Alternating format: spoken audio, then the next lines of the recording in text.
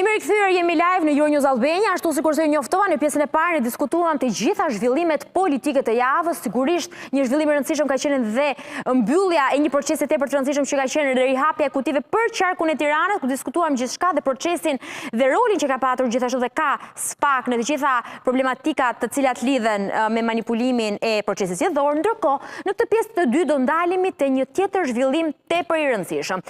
6 kandidatë të skualifikuar për një garë të rëndësishme për atë të cilën do të kemi një drejtues të byros kombëtare të hetimit. Ndërkaq kemi 7 emra, 7 kandidatë të cilët do kalojnë fazën tjetër, e cila ka disa kritere. Gjitha këto do kemi mundësi që të diskutojmë me të ftuarit, të cilët tashmë i kam ngritur në këmbë për diskutuar dhe për qenë edhe më prezent në këtë grafik dhe për t'i bërë më të qarta për ju që na ndiqni. Edhe një herë në studio, Genti Romano qëndron me ne për diskutuar, avokat dhe kolegu im Igli Çelmeta nga News24. Igli, të përshëndes dhe faleminderit që na je bashkuar. Bashkë me zotin Romano diskutuam pak më përpara, po bashkë tashmë ritakohemi për të folur për një garë të rëndësishme, për më saktë për drejtuesin e këtij e byros kombëtare të hetimit, ku kemi 7 persona: Andi Pogaçe, Artur Beu, Elton Kërluku, Gentian Ndoj, Joni Keta, Gledis Nano dhe Gentian Shehaj. Kush janë këta 7 kandidatë?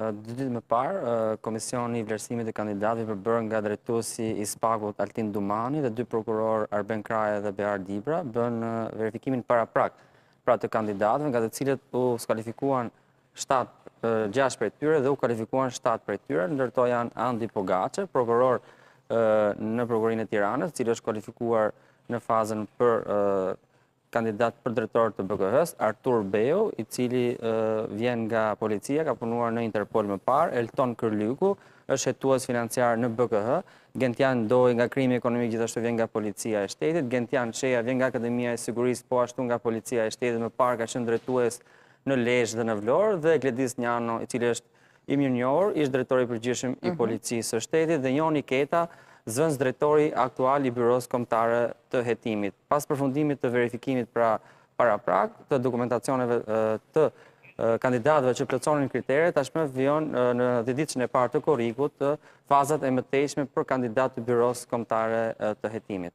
7 emra, ne po diskutonin pak edhe më përpara, sigurisht ka qenë një fazë e rëndësishme në cilën 6 janë skualifikuar, 7 vazhdojnë ende në këtë garë, kritere ku ndërto përfshin sigurisht një verifikim i pasurive, një ese, intervista. Zoti Romano, t'ju marr një koment për 7 emra, cilin shihni dhe si potencial, po themi, për drejtimin e byros kombëtare të hetimit, apo ashtu sikur se shumë media e kanë quajtur FBI-n shqiptar, që po ashtu do ju marr një koment. Pa diskutim që është një institucion i ri, vijon punën e policisë gjyqësore, që ka qenë edhe që vazhdon që tjetë, por që është pranë prokurorive të jurisdikcionit të përgjithshëm, lidhur me aplikimin që ka patur nga shumë subjekte cilët kanë shprehur interesin e tyre për të qenë drejtues të byros kombëtare, tregon që është një fazë shumë serioze, pra është një garë shumë serioze, duke parë dhe emrat që janë, pra që kanë ardhur nga radhët e prokurorisë, kanë ardhur nga vetë radhët e byros kombëtare të hetimit dhe policisë. Edhe policisë së shtetit. Pra, prezumohet që janë institucionet nga cilat japin mundësinë që të aplikosh edhe të jesh pjesëtar i kësaj gare. Ajo që unë kam menduar në ditët e mëparshme kur shpallur dhe që ka filluar gara, tashmë unë mendoj që ka ardhur momenti që ky institucion të drejtohet nga vetë ata që kanë qenë pjesë e këtij institucioni. Pra, duke qenë se është një institucion i ri, kuazi do ta quajmë si një fazë post-eksperimentale, duke qenë se ka dhënë shenja që ka pasur tregues që ky institucion ka treguar sukses. Tashmë mendoj që subjektet që janë të punësuar pranë këtij, që janë pjesë e këtij institucioni, duhet të jenë edhe drejtues të tij. Nëse nuk gabon, e keni fjalën apo nuk duhet të ndaleni në tash nëse më tregoni subjektin që sapo drejtohet aty ku shkoi Stirolapsi juaj, pa diskutim që është një nga subjektet. Po me që lidhet në mënyrë të drejtë për drejtë, u tregova dhe ju pyeta nëse bëhet fjalë. Ka integritet profesional, ka treguar integritet profesional.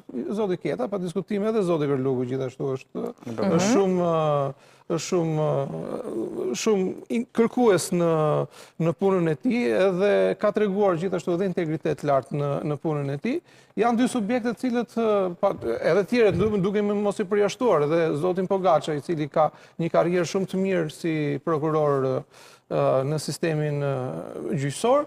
Zoti Nano e njoh vetëm nga televizioni për shkak se ka qenë drejtues i policisë shtetit. Tre emrat e tjerë më pas nuk është se i kam shumë të njohur apo t'i kem hasur qoftë edhe në rubrikat mediatike apo edhe në punën. Ishte e vështirë madje që gjenim dhe imazhe të disa prej tyre që është e vërteta për shkak të daljeve publike të rralla ose as pak. Janë subjekte që i kanë të bëjnë me drejtësinë, por që nuk duan që të jenë publik ose mediatik. Flet puna e tyre.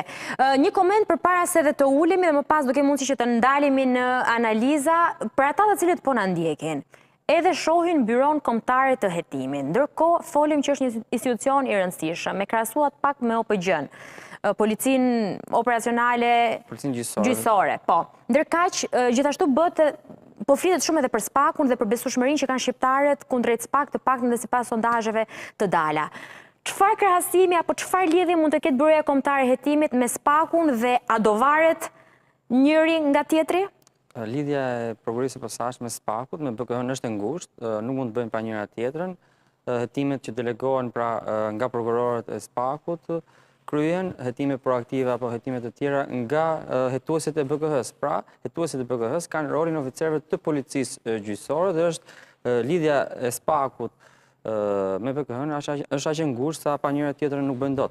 Dhe në rastin konkret për zgjedhjen e drejtuesit të BK-s, mendoj që prokuroria e posaçme, pra komisioni i përbërë nga drejtuesi i prokurorisë së posaçme dhe nga dy prokurorët, janë më shumë të fokusuar që drejtuesin e BK-s ta zgjedhin brenda kësaj strukture. Mendoj që dy kandidatët potencial janë Joni Keta dhe Elton Kërlyku. Joni Keta është zëvendësdrejtori aktual, ndërsa Elton Kërlyku vlerësohet për CV-n e tij dhe për punën e tij në hetimin e krimit financiar, i cili ka qenë shumë i rëndësishëm në disa procedime nga prokuroria e posaçme, sidomos për politikanë dhe zyrtar të lartë të vendit tonë, dhe për shkak të kësaj CV-je të pasur dhe suksesit në hetimin financiar, mendoj që edhe Elton Kërlyku është një kandidat potencial së bashku me Joni Ketën. Ndër të tjerët edhe Gledis Nana është një figurë e cila ka një CV të pasur, por mendoj që do e penalizoj fakti që në një nga kriteret për përzgjedhjen e drejtorit të Byros Kombëtare të Hetimit është që nuk duhet të jetë i shkarkuar më parë nga postet e mëparshme. Kujtojmë faktin që zoti Nano është shkarkuar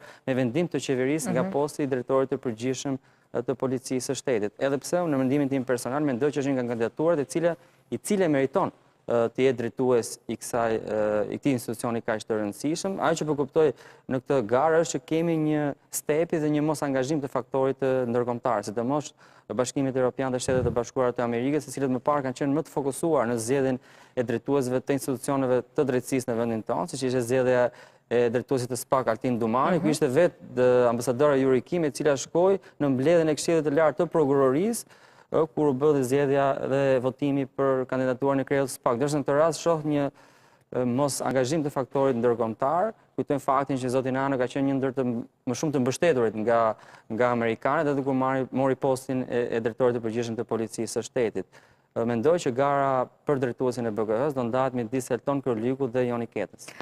Mirë, bëm një lloj analize të shkurtër, ju prezantuam edhe me 7 kandidatura, ju shpjeguam po ashtu se çfarë mund të jetë me fjalë pak më të thjeshta dhe Byroja Kombëtare e Hetimit dhe lidhja saj me SPAK. Ne do ndjekim një kronikë përmbledhëse për të sqaruar të gjitha detajet që vijnë dhe më pas bashkë me të ftuarit dhe me kolegun Lavdrim Lita nga Faktor.al do ulemi dhe do flasim gjëre gjatë. Gara për kreun e Byros Kombëtare të Hetimit ka hyrë në një fazë të re, pasi komisioni i përbërë nga prokurorët e posaçëm Altin Dumani, Arben Kraja dhe Bear Dibra skualifikoi 6 kandidat për mungesë dokumentacioni. Drejt fazave të tjera të procesit vijojnë vetëm 7 kandidat: Andi Pogaçe, Artur Beu, Elton Kërlyku, Gentian Doi, Gentian Sheaj, Gledis Nano dhe Joni Keta, të cilët do t'i nënshtrohen testit të arsyetimit logjik dhe fizik, eses me shkrim, intervistave dhe verifikimit të pasurisë. Ndërkohë, drejtueses aktualit të BK-s, Aida Hajna, i përfundon mandati më 31 gusht. Ajo kishte të drejtë rikandidonte, por nuk dorëzoi dokumentet për një mandat të dytë. Mirë, biseda vazhdon dhe në studio për shkak dhe të informacioneve të cilat po jepnim pak dhe më parë. Besoj se zotin Lita e kemi dhe në lidhje live, që të kemë mundësi që ta përshëndes edhe një herë. Zotin Lita, ju përshëndes, faleminderit për kohën. Faleminderit ju. Mirë, ndërkohë, duke qenë se dy të ftuarve u adhash edhe fjalën, duke qenë se kishim dhe grafikun edhe një farë mënyre për të bërë një prezantim për gjithë ata cilët po na ndjekin në detaje, ndoshta që edhe për ta mund të jenë të panjohura. Fillimisht ju pyes, e keni ndjekur procesin dhe si ka shkuar deri në këtë moment, pavarësisht që jemi ende në fazën e parë, por ka një rrugtim të gjatë nëpërmjet kritereve të cilat janë vendosur për zgjedhjen e kryetarit të BKH-s. Domethënë, janë të panjohur për popullsinë në tërësi, por për ekspertët e fushës, për ata që interesohen për çështjet e sigurisë, nuk janë panjohur. Gentian Sheja i ka qenë drejtor i qarkut vendor Vlorë, ka luftuar kanabizimin, ka pasur suksese të jashtëzakonshme në luftimin pra kapjen e tonnelatave të kanabisit në qarkun e Vlorës. Artur Beu ka qenë në Interpol, ka qenë marrëdhënie me jashtë, ka një sër dekoratash nga një sër shtetesh të huaja për profesionalizmin e tij.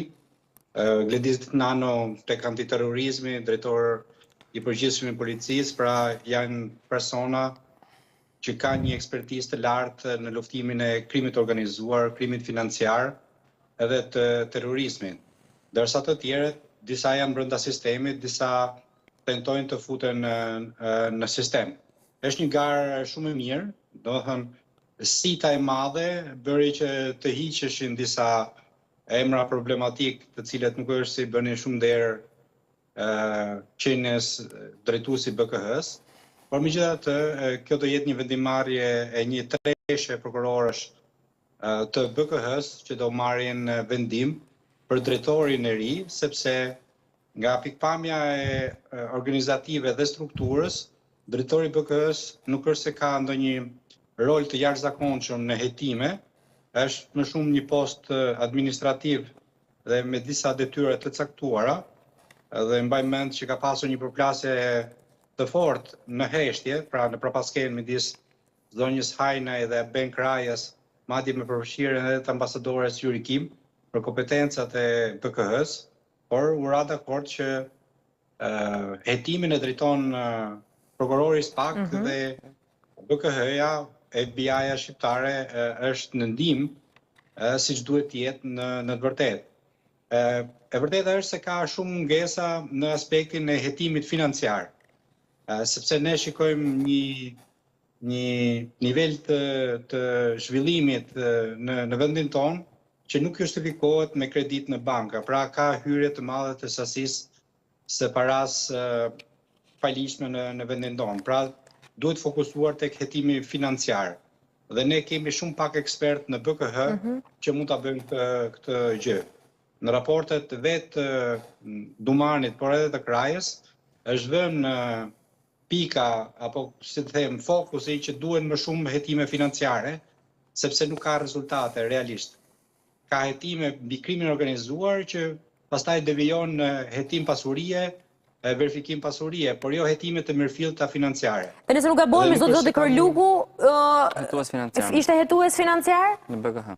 në BKH, ëh? Që ndoshta mund thoni ju që i duhet një lloj ekspertize e tillë dhe një institucion të tillë të rëndësishëm, me sa kuptoj qasjen tuaj, zoti Lita? Në tërësi mungon kjo qasja financiare e hetimit në BKH. A do të jetë drejtuesi apo do të jenë më shumë oficerët, nuk e di, se nuk më takon mua realisht dhe nuk i njoh personalisht asnjërin prej tyre përveç punës dhe marrëdhënies që kam pasur kur kam punuar dikur në shtet dhe ja njoh detyrat.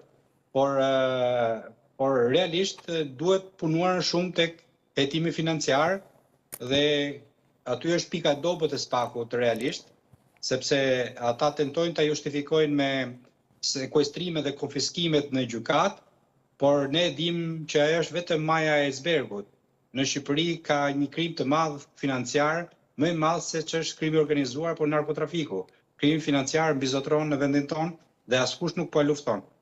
E qartë, ndërkohë, zoti Çelmeta, bashkë me kolegun Lita, sigurisht ngriti dhe një shqetësim të rëndësishëm për shkak të analizës që bëri sa i përket kriminit financiar, edhe sigurisht rëndësisë që ka i gjithë ky proces. Ne folëm së bashku pak edhe për lidhjen apo një lloj gërshetimi që mund ketë mes dy institucioneve, rëndësinë dhe varësinë nga njëri te tjetri, BKH-ja dhe SPAK. Çfarë do prodhoi kjo në sistemin e drejtësisë? Zgjedhja, funksionimi i Byros Kombëtare të Hetimit dhe sigurisht impakti që mund të ketë në sistemin e drejtësisë, në politikë, po ashtu në një bashkëpunim me SPAK-un sigurisht. Mendoj Në fjalë të thjeshta ndoshta për ata të cilët po na ndjekin dhe nuk kanë arritur ta kuptojnë siç duhet gjithë procesin. Mendoj që një institucion të funksionojë nuk është e rëndësishme vetëm fakti të pasur një drejtor të zotë, duhen edhe të zotë edhe ato hetues të BKH-s, përveç se drejtorit i cili duhet të jetë një drejtues profesionist në rastin konkret të Byros Kombëtare të Hetimit, kujtojmë faktin që çdo detyrë që kryen drejtori i Byros Kombëtare të Hetimit duhet ta bëjë me pëlqimin e drejtuesit të SPAK. Pra, kjo tregon që edhe pozitat e drejtuesit të SPAK në Byron Kombëtare të Hetimit janë në nivelin ku ka vendimarrje të lartë. Madje në caktimin e zëvendësdrejtorit të Byros Kombëtare të Hetimit, të cilin e propozon pra vetë drejtori i BKH-s, por me pëlqimin e prokurorit të posaçëm e drejtuesit të SPAK-ut, unë mendoj që është shumë e rëndësishme dhe të jetë shumë transparente edhe gara për agjendat e BKH-s, hetuesit e BKH-s. Mbaj mend që në krijimin e Byros Kombëtare të Hetimit nuk u bë një garë transparente për zgjedhjen e hetuesve të BKH-s. Shumica për emrave të tyre kishin pasur një karrierë jo shumë të pasur në hetimin e krimit ekonomik apo krimeve të tjera të korrupsionit e tjera. Tek faqja e SPAK-ut u futa tek pjesa e Byros Kombëtare të Hetimit dhe pash që një ndër kriteret për të bërë hetues i BKH-s ishte që duhet kishte të paktën mbi një vit eksperiencë, më duket minimale, që për një hetues BKH, i cili do të hetojë pra krimin financiar hetues junior, siç tha zoti Lida, të ketë një eksperiencë të paktën mbi një vit, më duket e pakët. Për mendimin tim, një hetues i BKH-s duhet të jetë një profesionist i zotë dhe të ketë një eksperiencë të pasur pra në kriminologji apo në hetimin e krimeve të rënda. Duhet të bëhet një analizë të kandidatëve të skualifikuar. Një pyetje para se të vazhdosh më njëherë. A ndoshta mos vjen kjo ikli për shkak se nuk ka një numër të madh të interesuar apo profesionistësh në këtë fushë, apo nuk është kjo problematika?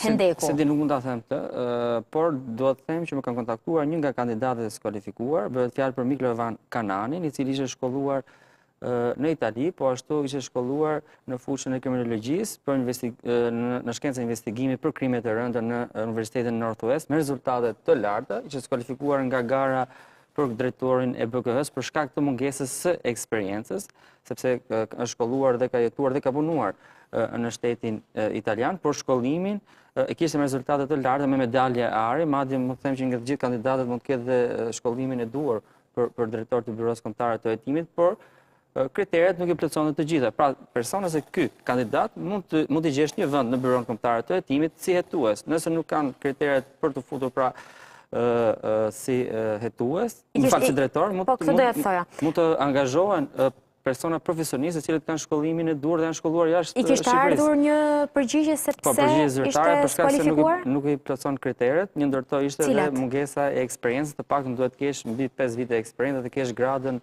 nëse ke punuar në policinë e shtetit, të kesh gradën minimalisht komisar, kryekomisar, drejtues i parë dhe drejtues madhor. Për shkak të saj është eliminuar, kurse sa i përket shkollimit, ishte një ndër kandidatët që kishte shkollimin më rezultativ dhe më të lartë nga të gjithë kandidatët. Duke lidhur pak dhe me pjesën e diplomimit jashtë, medaljes arit, kualifikimeve, por sigurisht në kriteret. Më ka shkruar në privat gjatë kohës së fazës së aplikimit dhe pasi mori dhe përgjigjen që është eliminuar, më dërgoi dhe diplomën dhe notat e këtij të fundit.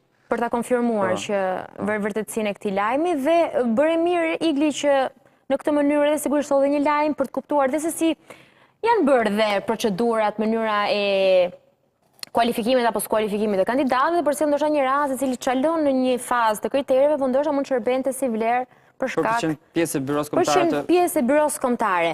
Deri në këtë moment, zoti Romano, cilat janë kritikat për mënyrën se si po funksionon çështja e Byros Kombëtare të Hetimit? Është për strukturën e posaçme, BKH-ja është një institucion shumë i rëndësishëm, sepse janë pikërisht ata që kryejnë hetimet, mbasi delegohen nga ana e prokurorisë.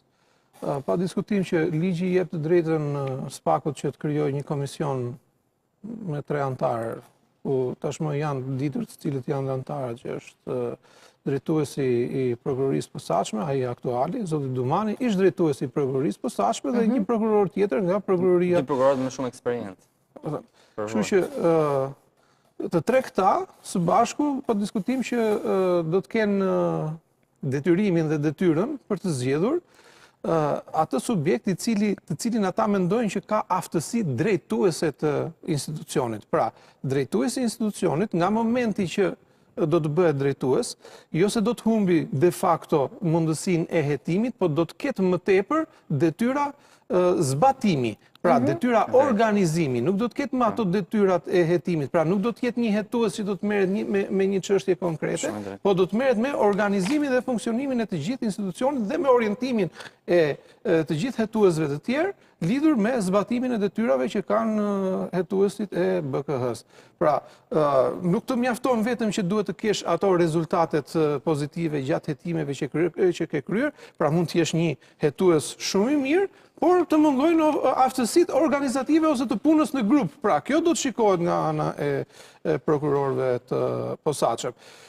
Pse emrat që përmendi Igli pak më përpara kanë një pëlqim tashmë nga ana e prokurorëve të posaçëm lidhur me emrat e tjerë, sepse është një punë 5 vjeçare që është bërë pranë prokurorisë së posaçme dhe të cilët kanë patur bashkëpunim të përditshëm midis tyre dhe duke qenë se e njohin më mirë punën e tyre se sa të subjekteve të tjera të cilët kanë aplikuar për të qenë drejtues të Byros Kombëtare të Hetimit, pa i paragjykuar punën e tyre në institucionet që ata kanë punuar, sepse dihet puna që ka bërë prokurori, apo edhe mund të njihet puna që ka bërë prokurori, por nuk njihen për aftësitë individuale në lidhje me organizimin e punës. Ndaja dhe më të parapëlqyer, më të favorizuar. Duke qenë se, tash ne nuk e dim se kush do të zgjidhet, por me qenë se u përmendën 2 emra në emision, unë mendoj, pra po jap një analizë kësaj të situate që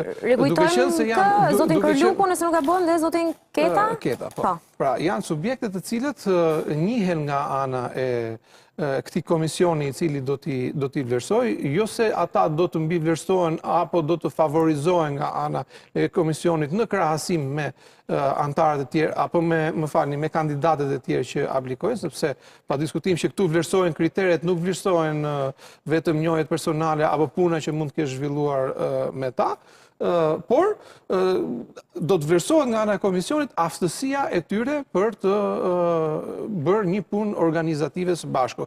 Pra, në kriteret që ata do të plotësojnë, janë edhe 2-3 kritere që do të plotësojnë disa ese, do të përgatiten, ka testin poligrafik që duhet kalojnë, pra ai që është edhe më i rëndësishmi, qofse ata do të japin pëlqimin e tyre, apo qofse do të zbatohet nga ana e dhe verifikimi pasurisë pronësive. Ajo është, më mendoj që atë e kanë bërë që pa filluar, që kur është bërë aplikimi.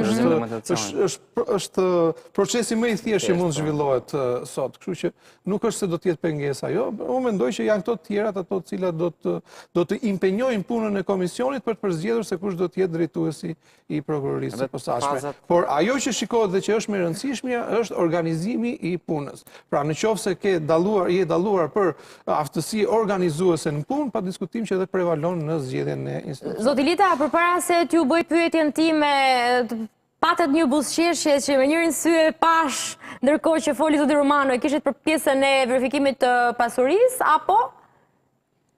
Ja, u përmend eseja. Eseja. Duhet ta lidh me atë që tha zoti Çelmeta, sepse kur bësh antar i BKH-s si oficer, një nga kriteret është eseja që në përzgjedhjen e përpashme kishte 60 pikë.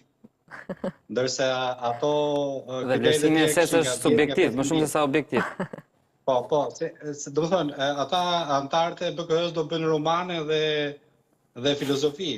Dhe ishte shumë subjektive ajo, dhe mbaj mend rastin, edhe unë kisha një rast të një kolegu që ishte shkolluar për antiterrorizmin në Naval Postgrad School në Monterey në Kaliforni, pra e quar nga shteti shqiptar, dhe skualifikuar për ESEM. Dhe ai tha me të drejtë, tha, unë nuk e kuptoja çfarë donin ata në ese. Dhe eseja ishte 60 pikë. Pra nëse komisioni Dumani, Kraja dhe Dibra do përqendrohen tek eseja, mendoj që ata i kanë paracaktuar drejtuesin e ri dhe mos të lodhen me kriteret dhe me marrjen në pyetje. Pra mos të jetë ajo një mini teatër që bëhet zakonisht në Shqipëri.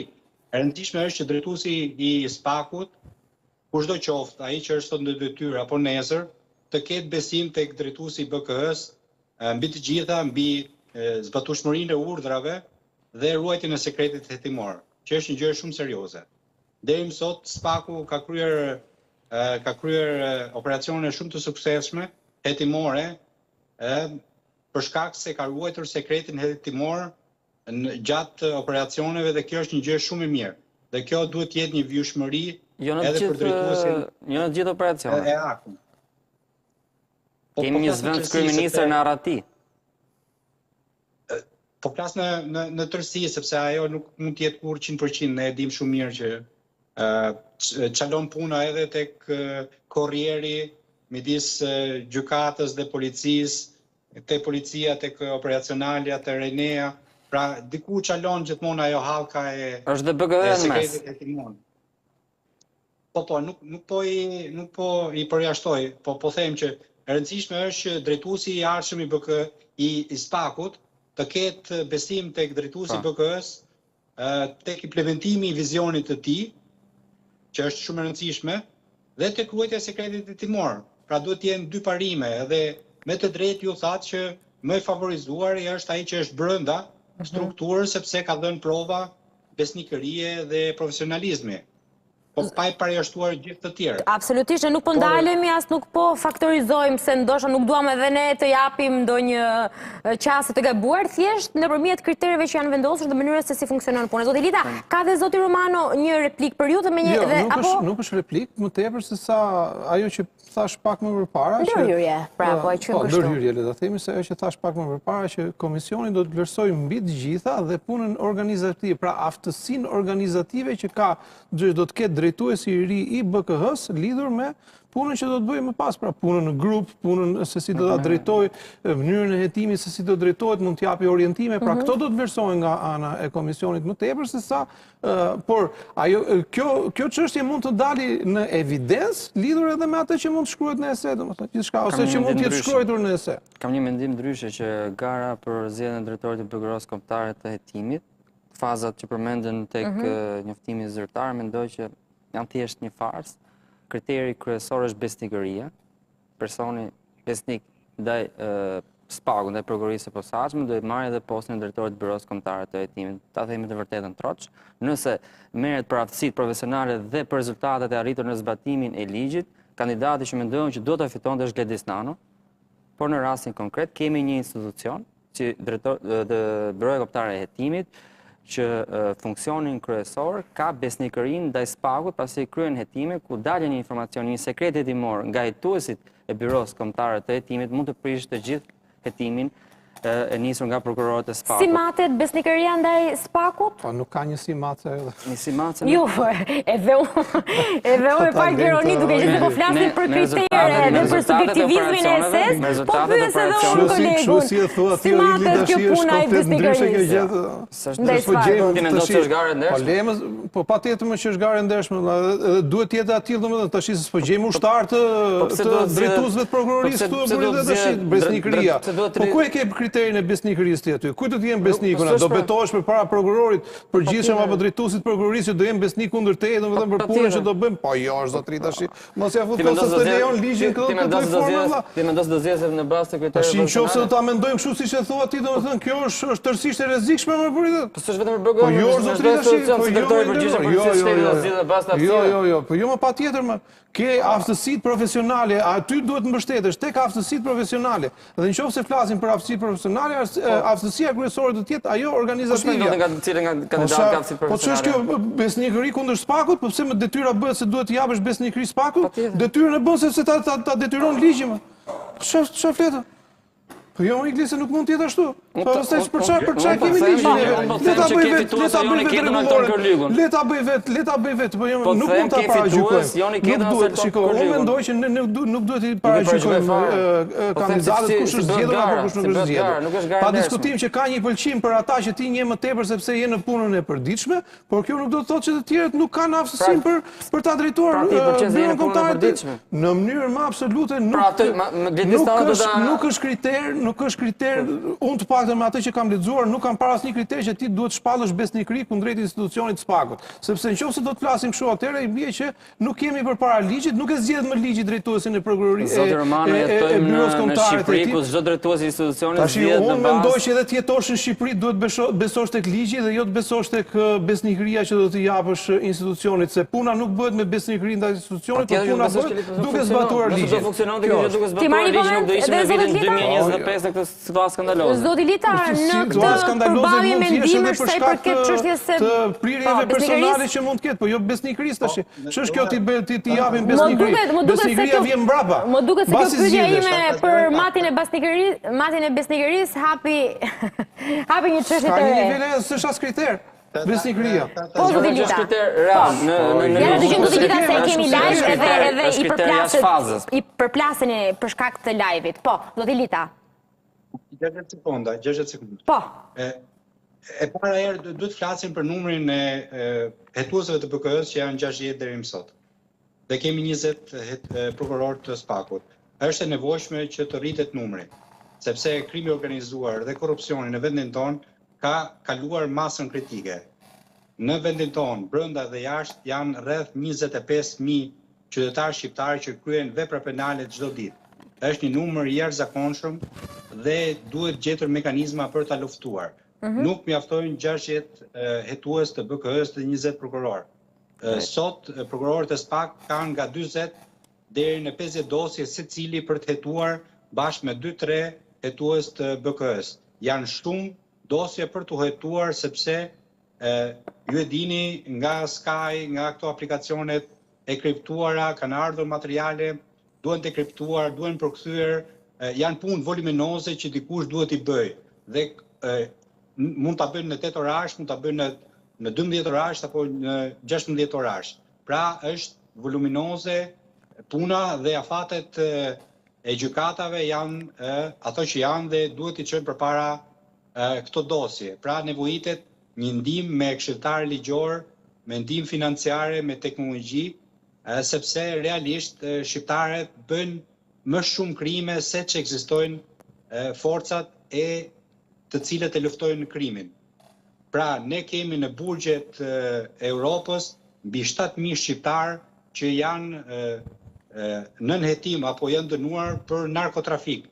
Imagjinoni për krime të tjera të dhunshme apo nga krime të vjedhjes dhe të tjera.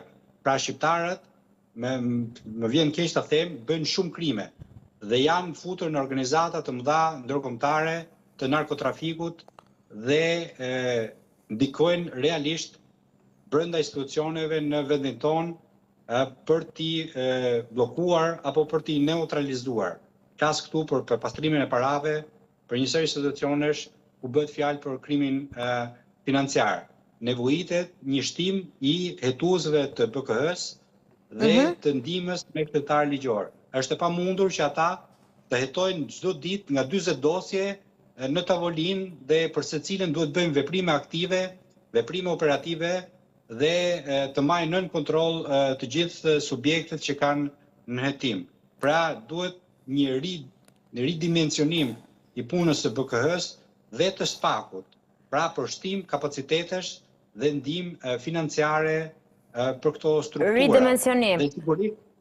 Dhe sigurisht duhet parë nga parlamenti mandati i prokurorëve të SPAK-ut dhe i kryeprokurorit, pra mandati 9-vjeçar me të drejtë rikandidimi, pra që është emergjente për këtë strukturë.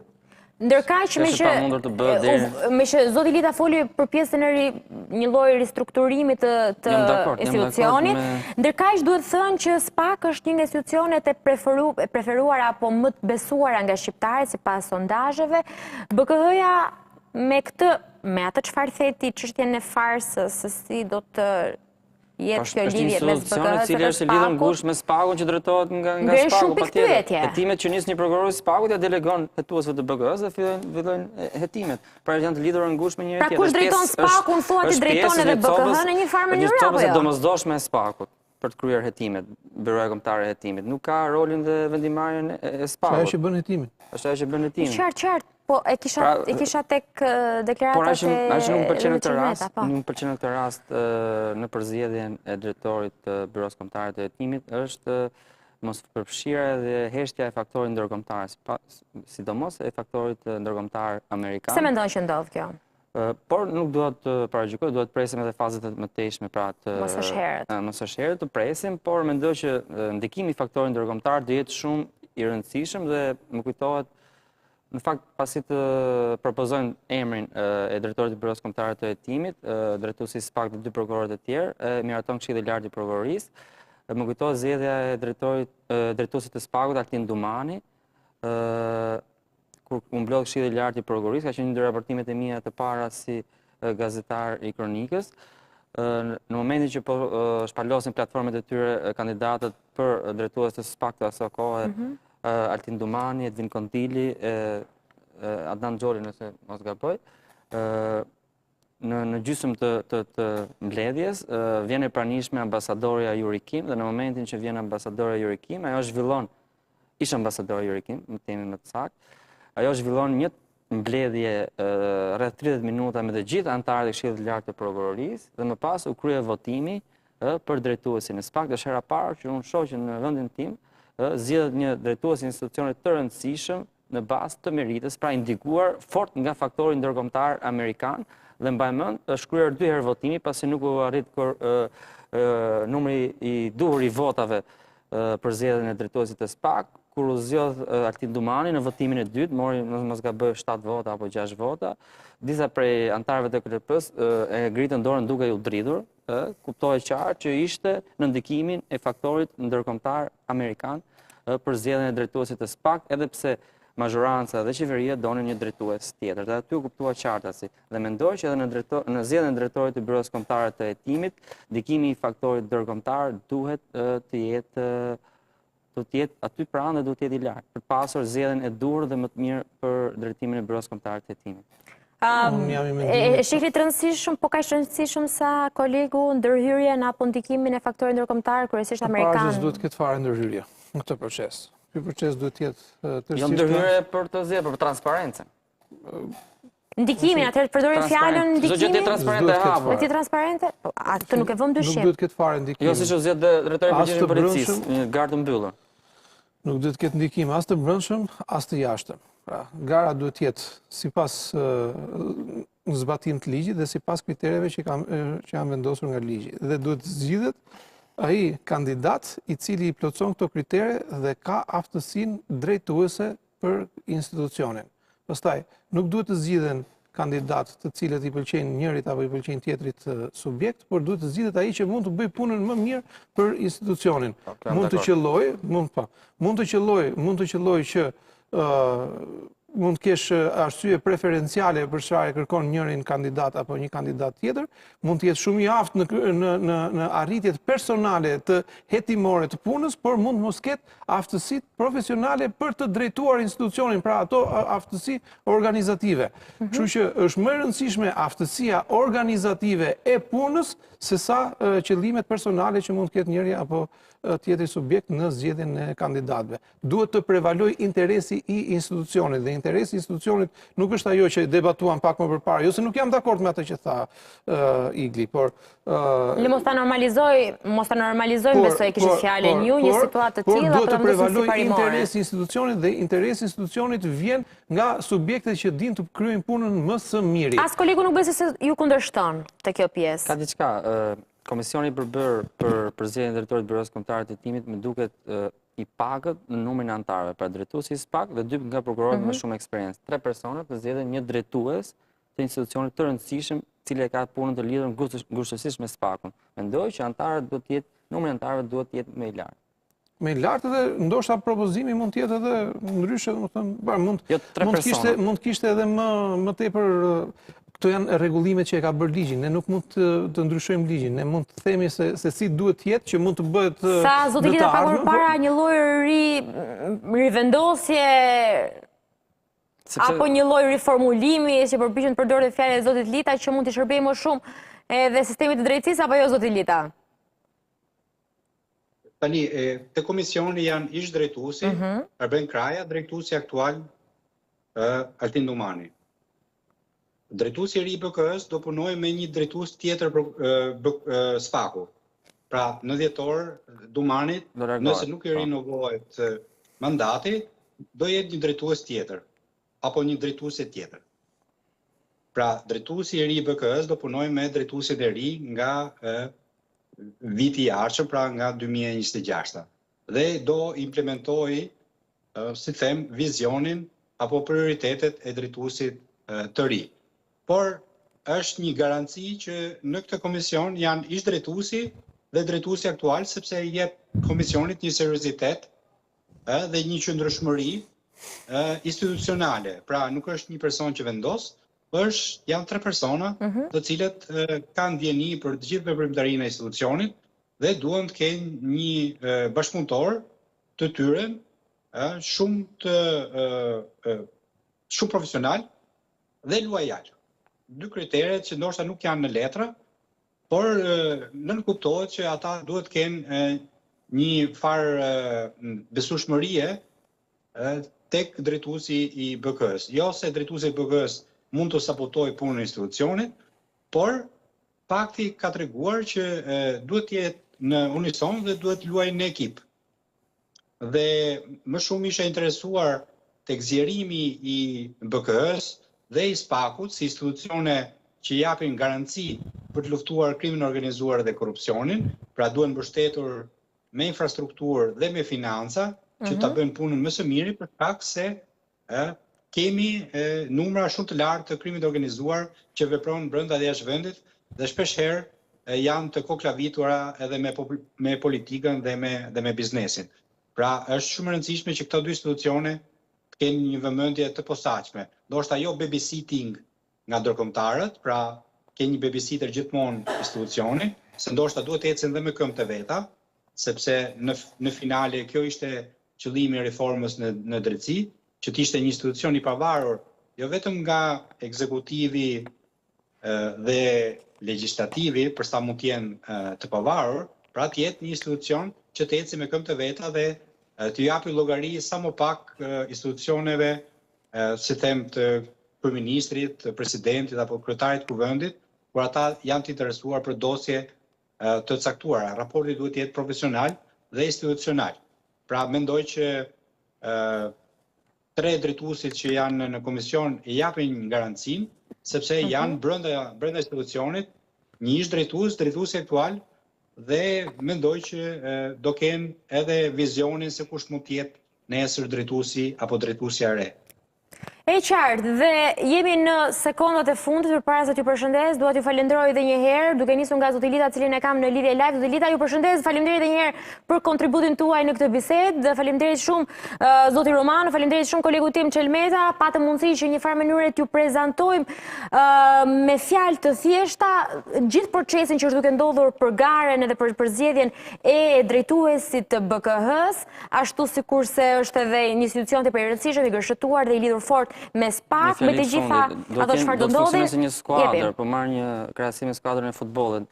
Në rastin konkret, SPAK-u është organizatori mes fushës, ndërsa BK-ja janë sulmuesit të cilët organizojnë lojën SPAK-u dhe në thonjza ato sulmojnë. SPAK-u është trajner. Tani unë do kisha pyetur kush do bëj golin dhe kujt do ja bëjnë golin, por kjo pastaj hap një diskutim tjetër dhe po e mbyll pa metaforë, se këto metaforë thash edhe pak më përpara janë të rrezikshme her pas here, domos ku lidhen me drejtësinë dhe me politikën. Faleminderit edhe një herë gjithë të ftuar, faleminderit atyre të panelit të parë, faleminderit ju që na ndoqët dhe faleminderit të gjithëve që punojnë edhe sigurisht janë pjesë e ekipit në Euronews Albania. Natën e mirë, faleminderit shumë dhe na ndiqni sërish nesër ora 20:00 në të tjera tema politike, hard talks dhe zhvillimet të aktualitetit. Natën e mirë.